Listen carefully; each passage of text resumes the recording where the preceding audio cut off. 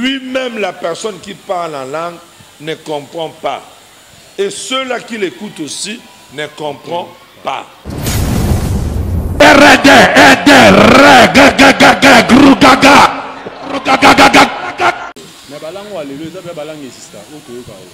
Balang oyo toyoka oyo ba makalelo shindabala tout ça là ezali balang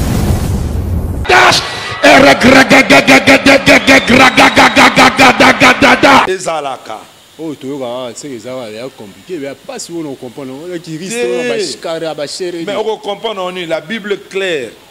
C'est lui qui parle en langue, il ne parle pas aux hommes. Les jeunes abonnés.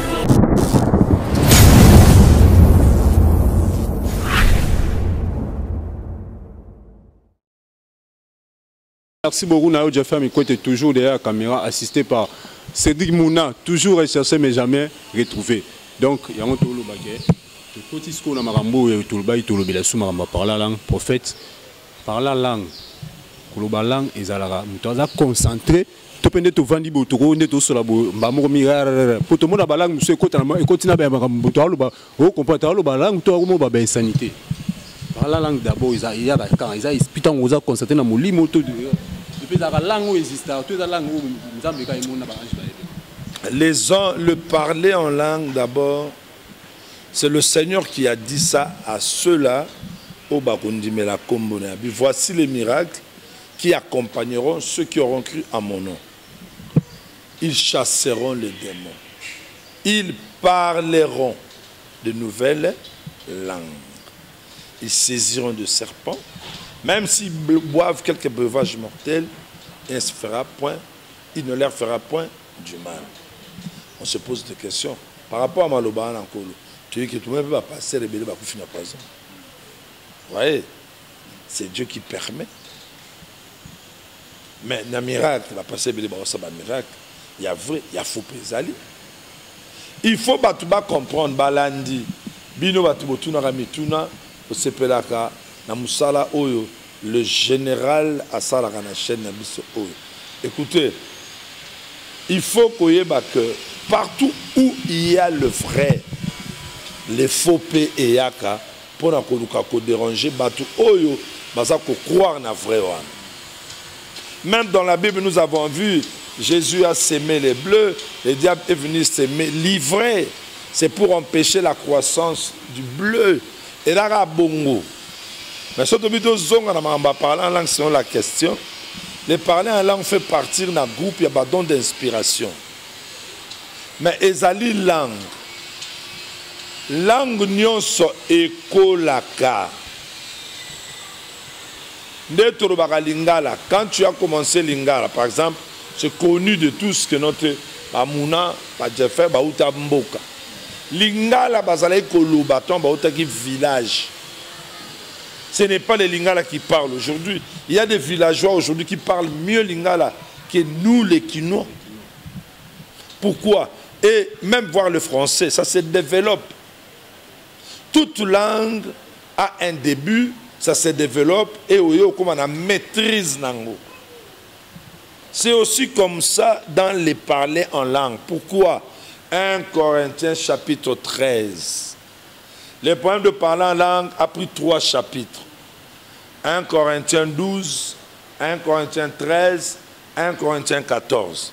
Mais dans 1 Corinthiens 13, dans le premier verset, dans le deuxième, c'est là où l'apôtre Paul dit que il y a les langues des hommes et les langues des anges. Okay. C'est pourquoi le jour de la Pentecôte,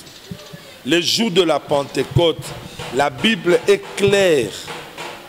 La multitude au baoutaki na temple, baye, tangu baye, bayoka ki bango bazolo ba minoko ya bamboka na. C'est ce que la Bible dit. Bayoka ki bango bazoloba minoko ya bamboka na bango. Nesinde na saboye. Mutu abandundu. Soka zoloba ki yakaya bandundu ville. mwandambo ba moya ki Congo kotaka français kotaka mais o penda ta na kati na village kotaba Jeffer na kati kuna so azolo bango okoyoke lokote ngana za muluba so mutazolo ba chiluba awa na Kinshasa en tout cas biso moto mbengaka balubakin. Ça dit, je comprends le mot et d'autres phrases facilement. Je connais. Matangi la baleke là, je connais. Mouivi, je connais. Mais na baleki luba oya kati kuna ya baboya, ya ba mwene ditu, ya ba kuna na kati na ba chilenge. Peut-être il y a d'autres termes, mais oh, il a que là. Ako betango na vandi na otale bona tuna o azolo bananga nini. C'est ça, c'est les langues des hommes. Mais dans le parler en langue, si ces gens qui étaient venus, ils ont écouté, compris que baolo ba minoko na biso, ya ba mboka ya ba village na biso. Mais c'est le même esprit, c'est le même Saint-Esprit. Nous sommes à l'époque du Saint-Esprit, c'est normal.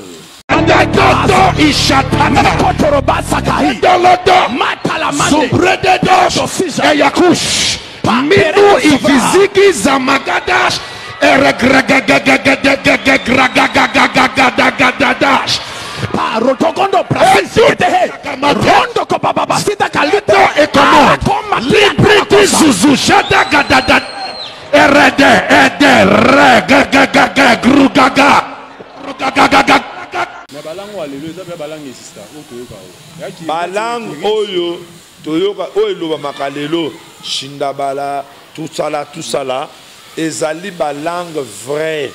Ça existe dans le monde. Et si ça n'existe pas dans le monde, mais ce sont les langues des anges. Ok. Mais connaissant maintenant beaucoup de tribus que nous avons dans le monde, 5 continents, papa, 5 continents.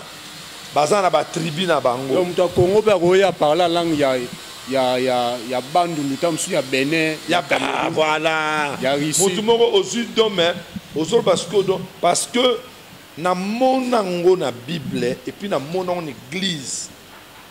Mutazo prophétiser en langue. Mutu awo azo interprétant. Exact. Merababo shakarebese.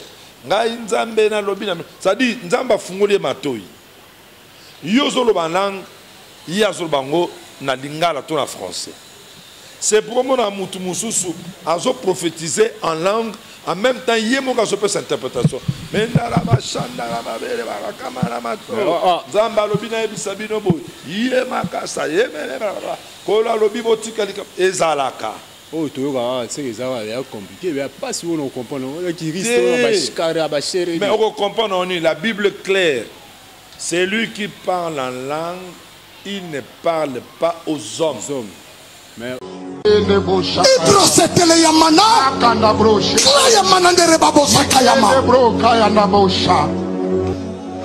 à Dieu seul, lui-même, la personne qui parle en langue ne comprend pas. Et ceux-là qui l'écoutent aussi ne comprennent pas. Bible est lobby en Moscou, yo lingo comprendre ni. Bon, shikarabaraba. Bon, yo lingo comprendre. Il donc matériel mingi parce que la langue sous yo kamuta comme ba nema mo boye ba bêtise. Les hommes m'appellent na son wana. C'est-à-dire binonde lokola boyebi moana. En tout cas, la langue est pas tenir de rigueur. Na vrai lingala, le boko va bien. Ça sonne mal. Comprenez? Lingala, le boko va bien. Ça dit un mot peut donner beaucoup de sens, beaucoup d'explications. Mais tellement tu as limité puis tu as critiqué, tu as eu un sens où tu as mabe. Mais en parlant en langue, il ne dit pas ça. Ah, nous sommes pas ça parler en marocain mais on a. D'habitude, comédie mon pasteur. Dit ya kanda. Te ya kanda te. Ala taratouj. Ala taratouj. Apa pensa muso mnene boye. Dit ya kanda yona. Yane te ya kanda. Bon amkende John. Wa te ya kanda. Mikolo na landie azol asali 4 langues.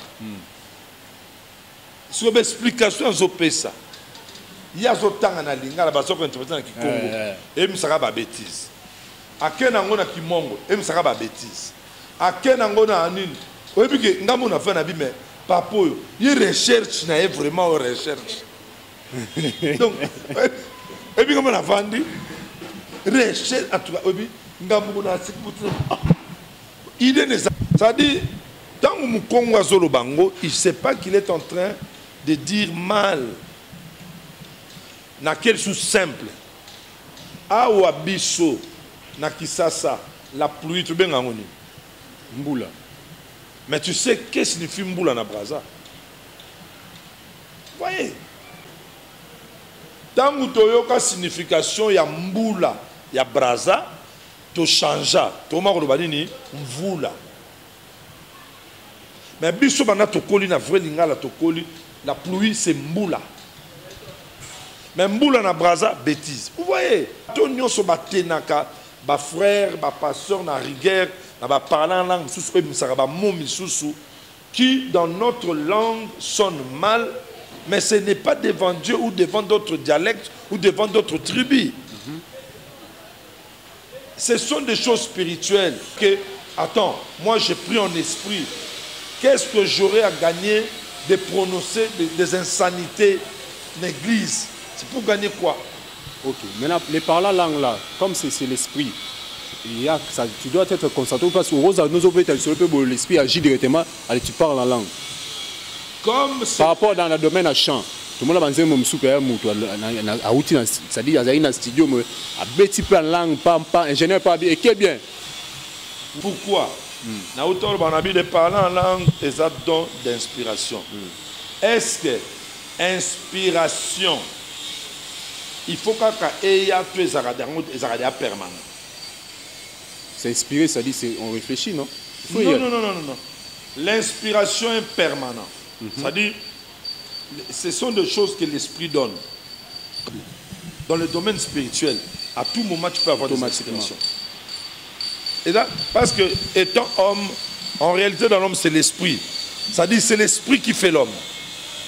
L'homme, d'abord, d'abord, c'est l'esprit qui le fait. Parce que l'esprit est zate, du fait que tu vis l'esprit en mouvement, l'esprit en vie, l'esprit parle, mais il est maintenant question que toi, tu sois sensible et être à tout moment sensible au esprit et zoluba. Yo yeto solo la. Na yo ke esprit na ngai e pesine loko moko. Mais avant na lobango. Na bita msusu Maria Shekarabo Samba.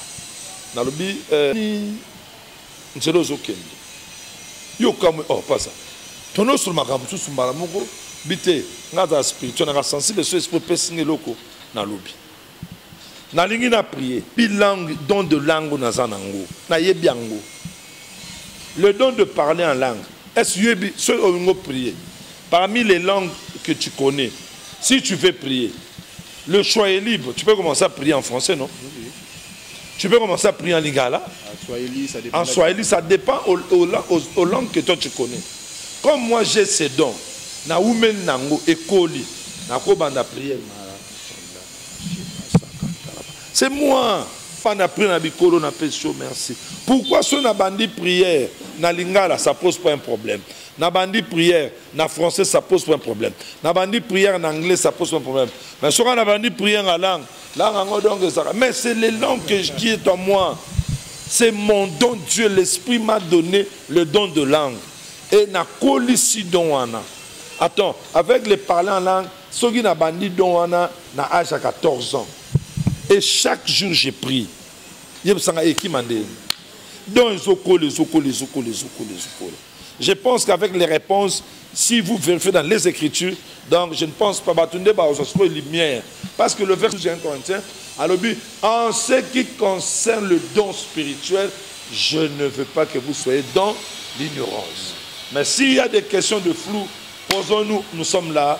Le général viendra et on va continuer. Commentaire alors, tu as ma prophétie, papa. Tu as dit jaloux. Moi, je prophétie. Est-ce que normalement, prophète, il faut prophétiser, en tout cas, pour la loi.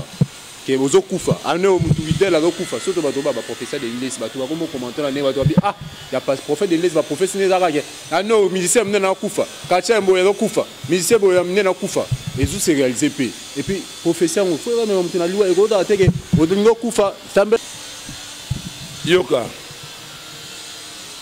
na domaine ya prophétie on a yebi le prophète de Nilesi c'est vraiment un prophète parce que aloba makambo ebele il est maintenant question que la réalité beaucoup de gens ne comprennent pas le monde de la prophétie na ba pasteur na ba frère ba comprendre ba on pété. Il y a le prophétie peut nous révéler le passé, le présent et le futur. Mais le prophétie peut sortir dans le présent, mais dans le présent, il n'y en a pas, mais ça va arriver dans le futur. Parce que tu as parlé, tout ça va s'enseigner sur Yangote. Maintenant, je vais vous une question. D'autres professions, on a eu prophétie. Ça doit être prophétie, mais c'est mon kufa. Na yo kinzamba bananga bokanga likambo na loba ano ekosila te ba politicien mi bala minene ba okufa. Tous les politiciens oya minene ya mboka la prophétie est sortie. Si vous avez la considération de la prophétie bobanda koluka nzambe. Vous comprenez? Parce que moi Dieu m'a dit ba okufa mais Dieu m'a pas donné le nom. So nzamba pesinga ba kombo na luka bango na kena luki maman honorable Bofosa na notarialité okomi na mboka ndenge komi conseiller mais na moni bitumba ya liwa parce que na bandai ko sambela na moni batu baye pa na balati ba noir vous comprenez na moni bo na prophétie na pesa le quoi na so ki kombo na kebisa mutongo andima te ngana voilà tant au moment de Denis par exemple il dit oh vino Ludovic nabi komela ezama bete la Bible n'a pas interdit je le dis tout haut la Bible n'a pas interdit de boire et l'alcool la Bible n'a pas interdit ce peut créer sous ma question ba débat posé on va parler. Mais ce que la Bible a interdit, c'est l'ivrognerie. Être ivre. C'est ça. Mais il y a d'autres chrétiens, il y a d'autres pasteurs, selon leur intimité avec Dieu. Nzamba pekisa bango, basimbangote. Eda bongo, Jean-Baptiste, Samson, pekisa ki asimba. Mais Yesu maître, azoe konzoto, aye, yé mokozo me la vino. Vous voyez? Mais sur le pourcentage, il y a 20. C'est toujours élevé, il y a l'alcoolisme. Par rapport au pourcentage, il y a la bière. Et ça mouké. Ceux qui n'ont pas vendu dans le bureau, n'ont mis la vin, ils n'ont pas beaucoup de normal. Mais ceux qui n'ont pas vendu dans le bureau, n'ont mis la Henneken. Beaucoup de gens ont ah, pasteur, Henneken. Vous voyez? Mais tu quoi? Nameli Henneken, moko. 5%, 20, 25, 40%. Bien. C'est là où les gens ne comprennent pas.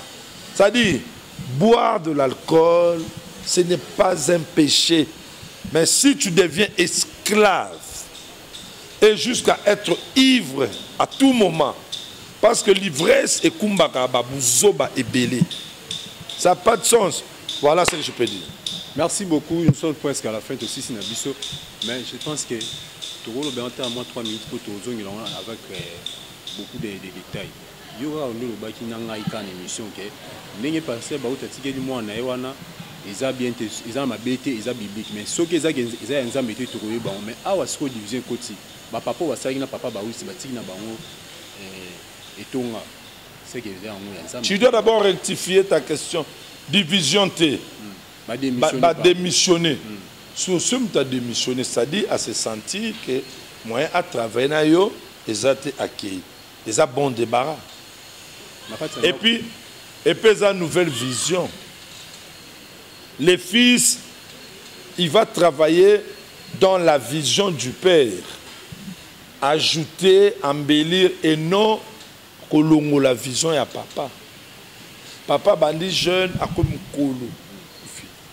Et ça peut être la réalité à monde ya lelo. La réalité à monde spirituel.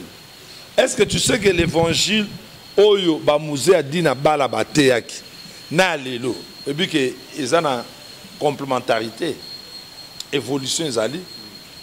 Papa musée a dit na bala notre père yabiso nyonso. Message na ye. Bongola mutema banga nzambe ndimela Yesu okobika. 4 mots. Banga nzambe bongola mutema ndimela Yesu okobika na kujina na Yesu. Ba fek le ba mona. C'était ça. Mais lelo moni mutote ya les 7 chandeliers. Lelo mutazo expliquer ba biloko ya ba apocalypse.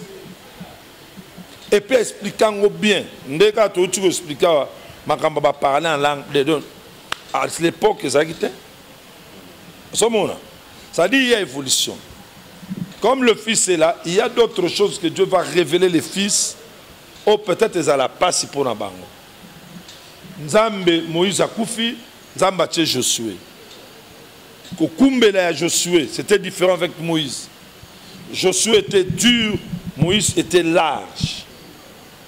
Un jour, je me rappelle, Moïse habite Nzamba Tsilika Bambango, Moïse habite Nzambe, na place où Mbango Bomangaï. Mais la direction, Josué est en bas, écoutez, soit Bopona, ou soit Nzambe, ou soit Nzambe. Dans le but de se négliger, moi et ma maison, nous servirons. C'est-à-dire, Mutuna Mutu ayaka na makambo o Nzamba yebisi atambola nango. Ce ba papa on a mikolo wana. Ba démissionner. Ba kendo sala ba église na bango. Si ça marche, gloire à Dieu. Si ça marche pas, ça monte, ça vient pas de Dieu. Mais nenge ba sali démission, baza na courage ozonga.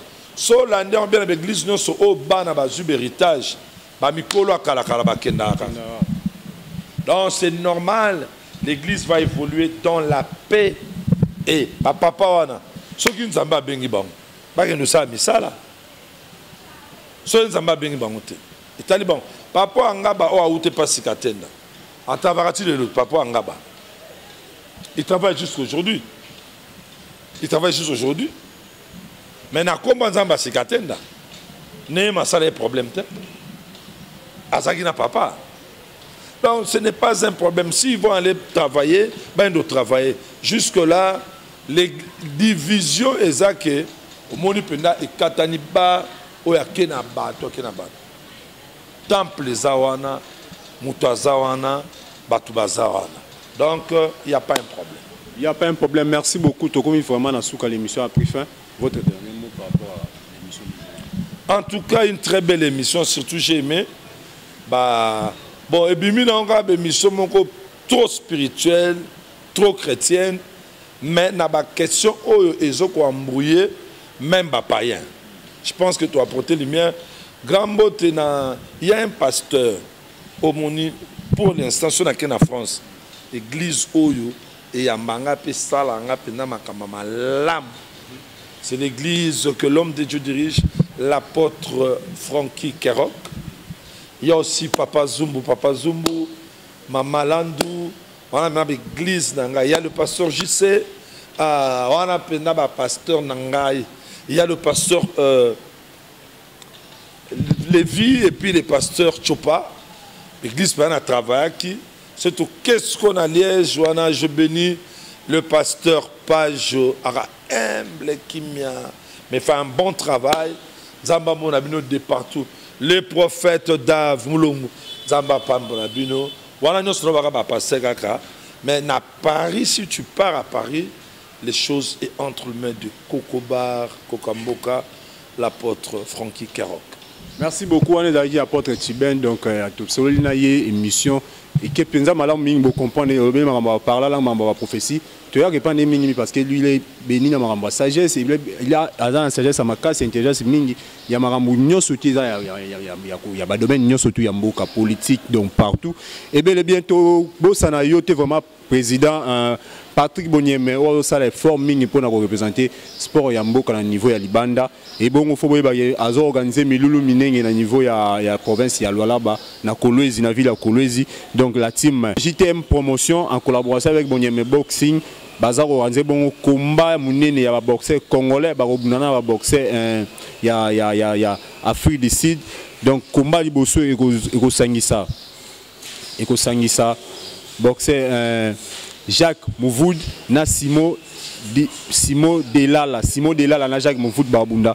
Ils ont toujours dans le cadre de ça honneur il y a RDC drapeau RDC ne kozala likolo. Donc président Patrick Bonieme a bandi makambo boxe depuis kala donc to senga na bakonza mboka batala e ba soutenir ba to ba protecter ya boxe ba tia maboko parce que à ça là vraiment honneur il y a boxe na niveau ya Libanda honneur il y a boxe na niveau ya ba mboka ya étranger. Donc Jacques Mouvoud du boxeur mune na évolué na Kinshasa a utaki Kolwezi a utaki Lualaba évolué a pe na Kinshasa qui Afrique du Sud ye wana kozala sous na combat ça année oyo le 23 février 2025 na 16h na chapiteau ya Kolwezi na Lualaba na RDC. J'espère que billet VIP à $50 simple à $25 donc ils a maman na combat ya Jacques Mouvoud na club donc club wana boxe évoluera en Afrique du Sud en collaboration na la team JMT donc the best in the world donc JMT Promotion the best in the world en collaboration avec Bonieme Boxing Club, il y a président Patrick Bonieme. Donc le 23 février, biso tozuba billet, to soutenir Congolais Robunda na Sud-Africain. Dans Patrick Bonieme, on a toujours ba boxer Congolais ba évoluer à Libanda ya mboka, ba kende liboso. Toujours dans le cadre de soutenir la vision du chef de l'État.